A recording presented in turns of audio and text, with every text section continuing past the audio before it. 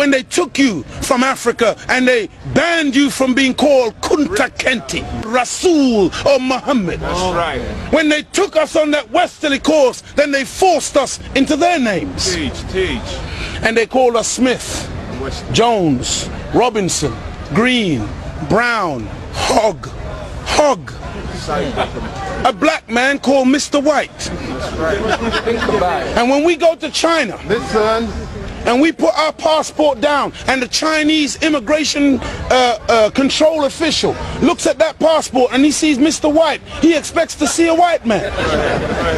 And when he sees the black man, he says, uh-oh, this man doesn't know who he is. Teach, Muhammad. Actual fact. But many of us as black people today, we're very foolish people. Right. Because we don't understand why another man gives you his name. Because when he gives you his name, the giving of another's name denotes possession. It means he owns you. As long as you're walking in another man's name, he knows he owns you. You can talk as strong as you like. Yeah, I'm for black, yeah, Mrs. White. Yeah, they're laughing at you. Because they know that when you take another's name, that's why in marriage, in the tradition of marriage, the woman takes the man's surname. Go ahead. And leaves her maiden name, because that taking of the other's name denotes possession. In the event of divorce, you don't walk around with the other man's name. You now relinquish that name because you're no longer with that one. What brings about insecurity is when you have a false concept of yourself. And the false concept of self is white supremacy. They believe that they are better because they are white. And as a result, see, when a man has that kind of silly mentality, Hitler had the silly mentality that the white man, the Aryan, is superior. So then at the Olympics, Jesse Owens kicks up all the Aryans. Hitler is outraged. He's angry. The white man pushing white supremacy. That's why they would cut off our penis when they would lynch us. Penis envy. They're afraid of the black man because of our potency, because of our manliness. Because when you look at the black man, he's a real man. He's strong. So then they would have us as mandingos, fighting one another. That's why even today, they want to be the heavyweight champion of the world. They can't find a white man to do it. So they tried to turn a black man, Frank Bruno, into a white man. They called him the Great White Hope. They're desperate. We're not allowed to play golf. Why are we not allowed to play golf? Because we are inferior. We can't play the game. But let one black man into golf. Then all of a sudden there's a tiger in the woods. And he doesn't just play golf, he becomes the master. We're not allowed to play tennis. Let black people into tennis. We go straight to Wimbledon and win it in 1935. A black woman. Now Venus and Serena, they run out of opponents. They have to play each other. The white people cannot compete on an even playing field. They let us into athletics. You can't run like us. You let us into any field of endeavor, we dominate it. So they feel, and they become very afraid of anything that goes contrary. And so every time a black man stands up for black people, Martin Luther King, shot down. Malcolm X, shot down. Patrice Lumumba, shot down. Steve Biko, shot down. Everyone, Nelson Mandela, they locked him up for 27 years. We can count back 400 years of the most brutal treatment. Look, they took my name, my language, my culture. They killed my mother, my father, denied me religion, disallowed me to read or write for over 300 years. Reduced me to the level of an animal, where they branded me on my chest, branded me on my buttocks with a branding iron. And they called me 3/5 of a human being in the American Constitution. Is that the act of a human being or the act of a devil? It's for you, you answer it. we're just calling white people names. No! We're just going on the basis of what we have experienced.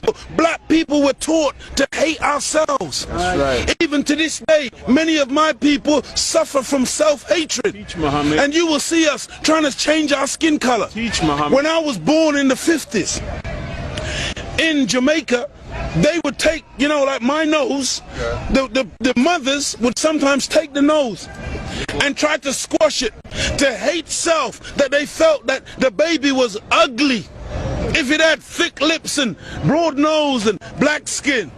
And so this is in order to counterbalance that degree of self-hatred, there had to be a teaching given by Elijah to black people that would allow us to fall in love once again with ourselves. See, because look, I know you're a wise man, and so you must understand that I'm a baby in wisdom, but I'm not a fool. And he's saying here today that the Caucasian is in fact the oldest group on the planet. I beg to differ. Look, one of the most famous anthropologists is Professor Leakey. And when Professor Leakey went in search of the origin of human beings and human species, he didn't stop very long in Europe. He went to Africa. And the oldest bones and the oldest human beings to this day that you call Zinjanthropus, using the Latin meaning Zin and Xanthropus, meaning a black man, that oldest man, they say, is millions of years old. You went back and found one even older than that. You called her Lucy, a black woman. Go ahead. And every sensible historian, anthropologist today agrees that the black man is the father of human beings. Even your geneticist, Mr. Mendel. Go ahead. You have Mendel's law. Go ahead. Mendel says that light eyes are recessive, light skin is recessive. You can take the recessive, the dark skin is dominant, the dark eyes are dominant. You can take the recessive from the dominant, but you can't get the dominant from the recessive.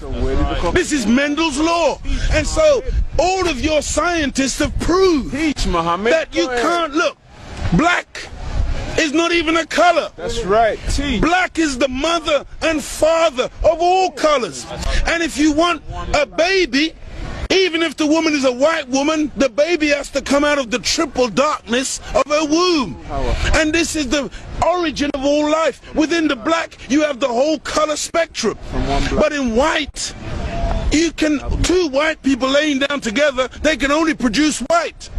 But two black people in darkest Africa can lay down together and produce albino with blonde hair and blue eyes. That's right. Teach, Muhammad. This happens all the time. And so we need to really get these facts correct today and understand that as gray as your hair is, you are listening to your father today. Teach, Muhammad. This is daddy talking. Teach. And we mustn't turn. No, this is true. I'm not mocking. The white man, he came into what he called a new world. Teach, Muhammad. And so all of a sudden you started to name things. Teach, Muhammad. So that's why you called it America, based on, what was his name? Amerigo Vespucci, a Caucasian. Africa. That's why you called it Africa, based on the European explorer called Africanus. You went into America, you called it New York. That's right. Because it was new to you. New England. You called it New England. That's right. You called it New Zealand. You called it Newfoundland. Because it was new to you. But to us, we were already there. That's why we're called aboriginals. From ab, meaning abstracted from the Father. Muhammad. From God himself. Original, meaning the first. But you won't find Caucasian people calling themselves aboriginal anywhere on the planet. Teach, Muhammad. Because you're the new man, Paul Newman. From one blood came all human beings, but we produced you from us. Look at this. Even the word human. You've heard the term of a darker hue. Human, meaning a dark man. Human, a man of color. That's why the topsoil of the earth is called humus. It is the dark organic material that gives life to the earth. Teach. Whenever you take away the dark organic material or you denature it, you're left with white granulated sand. Teach. Desert. You want to see those of us who think that white something to glorify in. No. It's a psychological thing with white people where you want to find your place. And your scientists and your historians, they spend so much time asking the question, where do we come from? Because they are puzzled as to your origin. Look at the Chinese, look at the Asians, look at the black people. All of us got dark eyes. All of us got black hair. The only one on the planet who's got ginger hair, blonde hair, brown hair, grey hair, brunette. You are the one that's gone around the world making everything based on color. You were the one who went into Australia. You were the one who went into South Africa. You were the one who went into Asia and classified people and things based on color. So that's why this man, Yaqub, he wasn't a madman. He wasn't a mad scientist. He was a good scientist. And the Caucasian person is a person who is anti-nature. That's why when the sun comes out, I'm energized. Me and the sun, we got a relationship. I love the sun. I don't need no sunscreen.